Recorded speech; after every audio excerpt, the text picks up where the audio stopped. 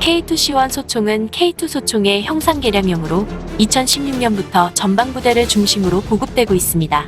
K2C1의 핵심 변화 포인트는 피카티니 레일과 탈부착형 가늠자 조절형 개머리판으로, 내부 구조는 K2 소총과 같아 성능은 동일하지만 액세서리를 장착해 편의성을 높이고 체형에 맞게 개선한 것이 특징입니다. 피카티니 레일은 돌기가 다닥다닥 붙어 있는 것 같은 액세서리 장착 플랫폼으로 광학 장비나 수직 손잡이 등 다양한 장비를 그때그때 필요에 따라서 사용자가 위치도 마음대로 바꿔가며 사용할 수 있게 해줌으로써 전투 효율성을 크게 상승시켜주는 현대 보병 장비의 핵심이라고 할 수 있습니다. 더불어 5단계로 길이 조절이 가능한 개머리판과 탈부착형 가늠자는 소총을 개개인의 체형에 맞출 수 있도록 도와 최적의 사격 자세를 만드는 데 도움을 줍니다. K2C1은 2016년 7월부터 양산이 시작되어 일선 부대부터 배치되었는데요. 그런데 군에 18,000정가량이 배치되었을 무렵에 K2C1을 사용하던 일선 부대에서 불만을 제기했습니다. 다량 사격 시 총열 덮개가 뜨거워져 사용하기 어렵다는 것이었습니다. 불만 사항을 접수한 군은 100발의 사격 테스트를 진행한 결과 총열 덮개의 온도가 60도까지 올라가는 문제를 확인했고, 이미 군에 배치된 18,000정을 전량 회수하였으며 보급도 일시 중단되어야 했습니다. 문제의 본질은 총열에서 발생한 열이 총열 덮개로 그대로 전해진 것인데, 이는 비단 K2C1만의 문제는 아니고 M4A1을 비롯한 카빈 소총에서 발견되는 지극히 자연스러운 현상으로, 해외 유사 총기들은 이에 대한 대안으로 방열 덮개를 달거나 전투장갑 착용, 수직 손잡이를 장착해서 사용을 하고 있습니다. 그러나 K2C1은 짧은 시험 평가 기간과 무비판적으로 수용되는 피드백, 군 관계자들의 융통성 문제로 전력화 이전에 당연히 검증되고 개선되었어야 할 문제가 그대로 불거져 나온 것이었습니다. 이 문제는 방열 덮개를 포함해 수직 손잡이와 전투장갑까지 모두 지급하기로 결정되면서 일단락되었으며, 일부에서 주장하는 설계 결함이나 방산 비리와는 거리가 먼 이야기였죠. 그런데 당시 일본 언론과 네티즌들은 이를 한국의 기술적 문제다, 방산 비리다라면 알조하고 조롱하기 시작했는데요.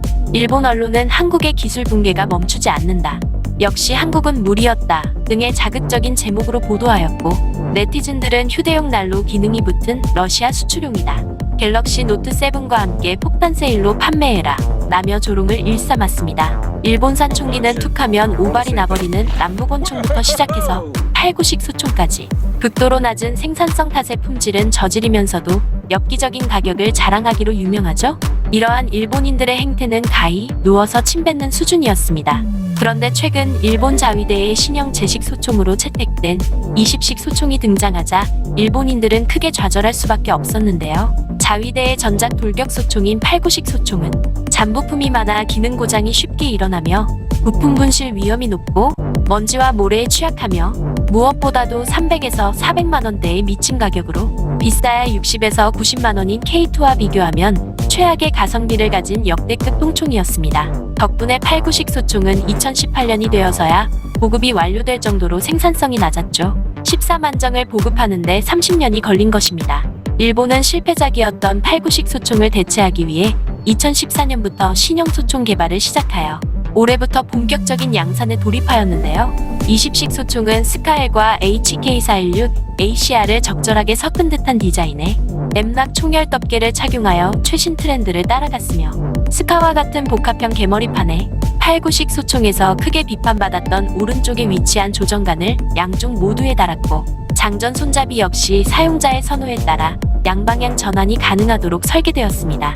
이 외에도 1에서 8배율 쇼스코프와 바이포드 수직 손잡이가 공식 액세서리로 달리며, 하부 장착식 유탄 발사기로 베레타사의 GLX160을 도입하였습니다.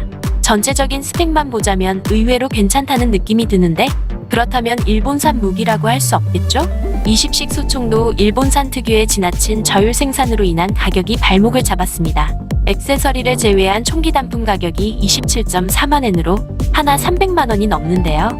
성능 면에서 별반 차이가 없는 K2C1이 한정당 100만원이 채 안 된다는 점을 고려하면 역시나 가성비 면에서 최악이라 할 수 있으며, 심지어 가능한 빠르게 조달하는 것을 전제로 15만 정을 보급하는데 30년이 걸릴 것이라 예상하고 있습니다. 이 페이스라면 연간 5,000정밖에 생산하지 못하는데, 이 속도로 모든 자위대원에게 신형 소총을 보급하려면 70년이 걸린다는 계산이 나옵니다. 70년 후면 2090년인데 그때쯤 되면 보병소총의 패러다임 자체가 완전히 바뀌어 있을 것입니다. 정말 코미디가 따로 없는 얘기인 것이죠. 이렇게 조달 기간이 길어지게 되면 양산 효과가 안 나서 조달 비용도 높아지고 교육과 훈련, 병참이 이중화되기 때문에 군의 운영에도 많은 문제를 야기합니다. 일본의 군사 전문 기자로 유명한 키요타니 시니치는 20식 소총에 대해 날카롭게 비판하면서 필요한 소총을 조달하지 않고 국산 소총의 조달이 목적화되어 있는 것이 문제라고 지적했습니다. 이럴 거면 차라리 해외에서 총기를 수입하는 것이 100번 낫겠다는 주장인 것이죠. 마지막으로 20식 소총에 대한 일본 네티즌들의 반응을 끝으로 인사드리겠습니다.